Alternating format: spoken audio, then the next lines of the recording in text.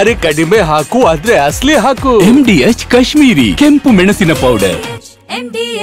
Delhi ಸ್ಫೋಟಕ್ಕೆ ಬಳಸಿದ್ದು 2 ಕಾರಲ್ಲ 3 car. ಉಗ್ರ ಉಮರ್ನ 3 ಕಾರುಗಳ ಜಾಲ ಇದೀಗ ಬೆಳಕಿಗೆ ಬಂದಿದೆ. ಹಿಂಡ i20 ಕಾರು ದೆಹಲಿಯಲ್ಲಿ ಸ್ಫೋಟಗೊಂಡಿತ್ತು. ಹಾಗೆ ಫರೀದಾಬಾದ್ನಲ್ಲಿ ಸಿಕ್ಕಿರುವಂತಹ ಎಕೋ ಸ್ಪೋರ್ಟ್ಸ್ ರೆಡ್ ಕಾರ್ ಅದು ಕೂಡ ಪತ್ತೆಯಾಗಿತ್ತು. ಎಕೋ ಕಾರು ಸಿಕ್ಕ ಬಳಿಕ ಮತ್ತೊಂದು ಕಾರಿಗಾಗಿ ಶೋಧವನ್ನ ನಡೆಸಲಾಗ್ತಾ ಇದೆ. 3ನೇ ಕಾರು ಮಾರುತಿ ಬ್ರೆಜಾ ಕಾರು ಅಂತ ಹೇಳಲಾಗ್ತಾ ಇದೆ. ಬಿಳಿ ಬಣ್ಣದ ಬ್ರೆಜಾ ಕಾರ್ಗಾಗಿ ಪೊಲೀಸರಿಂದ ಈಗ ಶೋಧವನ್ನ ನಡೆಸಲಾಗ್ತಾ ಇದೆ. ಉಗ್ರ ಚಟುವಟಿಕೆಗೆ ಬಳಸಿರುವಂತಹ ಶಂಕೆ ಹಿನ್ನೆಲೆಯಲ್ಲಿ ಶೋಧವನ್ನ ನಡೆಸ್ತಾ ಇದ್ದಾರೆ. 1 ಕಾರಲ್ಲ, ಇಲ್ಲಿ 2 ಕಾರಲ್ಲ 3 ಕಾರುಗಳನ್ನ ಇಲ್ಲಿ ಬಳಕೆ ಮಾಡಿಕೊಳ್ಳಲಾಗಿತ್ತು ಅನ್ನುವಂಥ ವಿಚಾರ ಬೆಳಕಿಗೆ ಬಂದ ಬೆನ್ನಲ್ಲೇ 2 ಕಾರುಗಳನ್ನ ಈಗಾಗಲೇ ಕಂಡುಹಿಡಿಯಲಾಗಿದೆ. ಒಂದು ಸ್ಫೋಟಗೊಂಡಿರುವಂಥದ್ದು, ಮತ್ತೊಂದು ಡಾಕ್ಟರ್ ಉಮರ್ಗೆ ಸೇರಿದಂತಹ ಕೆಂಪು ಬಣ್ಣದ ಕಾರು. ಈಗ ಬ್ರೆಜಾ ಕಾರ್ಗಾಗಿ ಈಗ ಶೋಧವನ್ನ ನಡೆಸಲಾಗ್ತಾ ಇದೆ. ಆ ಕಾರಿನಲ್ಲಿ ಏನಾದರೂ ಸ್ಫೋಟಕಗಳೇನಾದ್ರು ಇರಿಸಿ ಅಥವಾ ಬೇರೆ ವಿಧ್ವಂಸಕ ಕೃತ್ಯಕ್ಕೆ ಏನಾದರೂ ಪ್ಲಾನ್ ಅನ್ನ ಮಾಡಿಕೊಂಡಿತ್ತಾ ಅನ್ನುವಂತಹ ವಿಚಾರ ಇನ್ನಷ್ಟೇ ಬೆಳಕಿಗೆ ಬರಬೇಕಾಗಿದೆ. ಇನ್ನಷ್ಟು ಡೀಟೇಲ್ಸ್ ಕೊಡ್ತಾರೆ ಹರೀಶ್. ಈಗ 2 ಕಾರಲ್ಲ 3 ಕಾರು ಅನ್ನುವಂತಹ ವಿಚಾರ ತಿಳಿದು ಬರ್ತಿದೆ.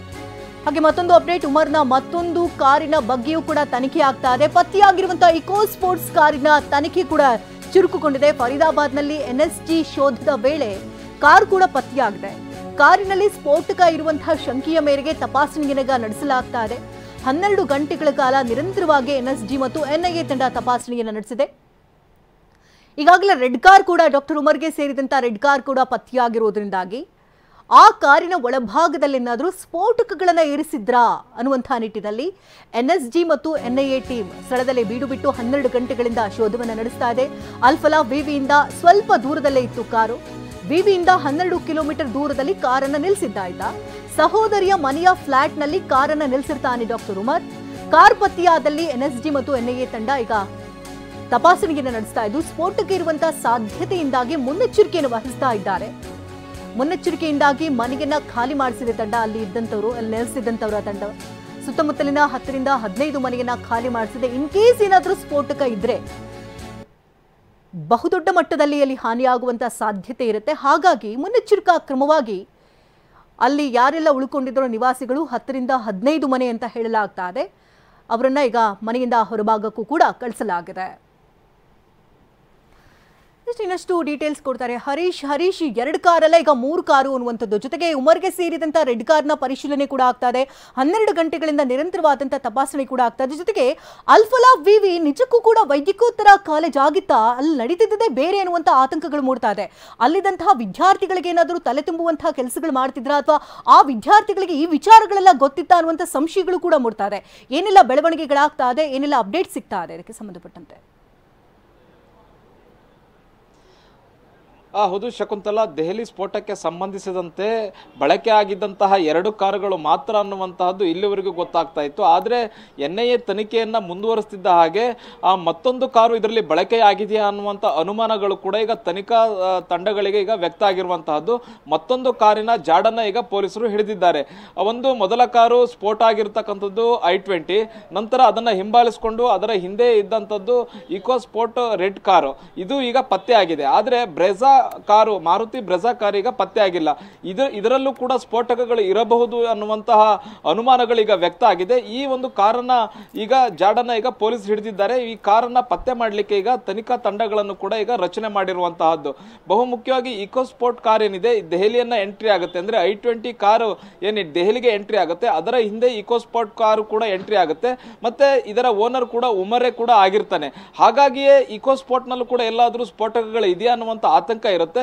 ಹಾಗಾಗಿ ಅದನ್ನ ತನಿಖೆಗೆ ಇಳಿದಂತಹ ಪೊಲೀಸರಿಗೆ ಅದು ಹರಿಯಾಣದಲ್ಲಿ ಪತ್ತೆ ಆಗುತ್ತೆ.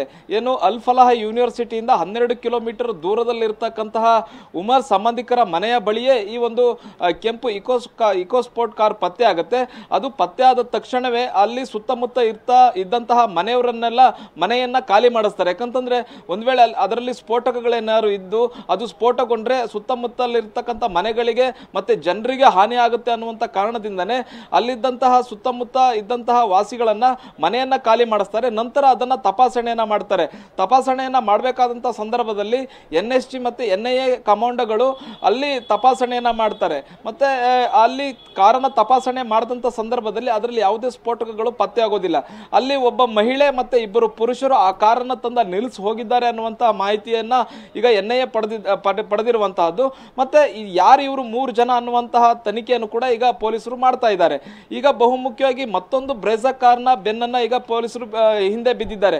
ಆ ಬ್ರೆಜಾ ಕಾರ್ನಲ್ಲಿ ಏನಾದರೂ ಸ್ಫೋಟಕ ಇತ್ತ ಅನ್ನುವಂತಹ ಅನುಮಾನಗಳು ಕೂಡ ವ್ಯಕ್ತ ಆಗಿರೋದ್ರಿಂದ ಈ ಒಂದು ಬ್ರೆಜಾ ಕಾರ್ನ ಪತ್ತೆಗೆ ಈಗ ಇಳಿದಿರುವಂತದ್ದು. ಯಾಕಂತಂದ್ರೆ 2900 kg ಸ್ಫೋಟಕ ಪತ್ತೆ ಆಗುತ್ತೆ ಹರಿಯಾಣದ ಫರೀದಾಬಾದ್ ನಲ್ಲಿ.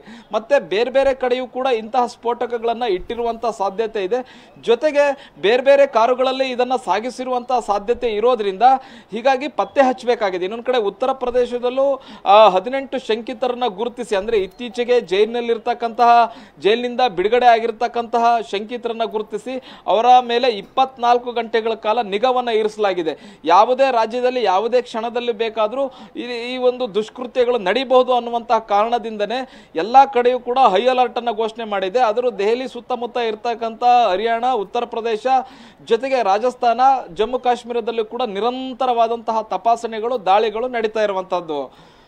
ಧನ್ಯವಾದ ಹರೀಶ್ ಹಾಗೆ ಮಹೇಶ್. ನಮ್ಮೆಲ್ಲ ಅಪ್ಡೇಟ್ಸ್ಗಾಗಿ MDH ನ ಕಿಚನ್ ಅಲ್ಲಿದ್ರೆ ನಾವು ಎಲ್ಲವನ್ನು ಮಾಡಬಹುದು. ಬೆಂಗನ್ ಕಾ ಬರ್ತಾ, ಆಲೂ ಗೋಬಿ, ಭಿಂಡಿ ಮಸಾಲಾ, ಇನ್ನೂ ಬಹಳಷ್ಟು. MDH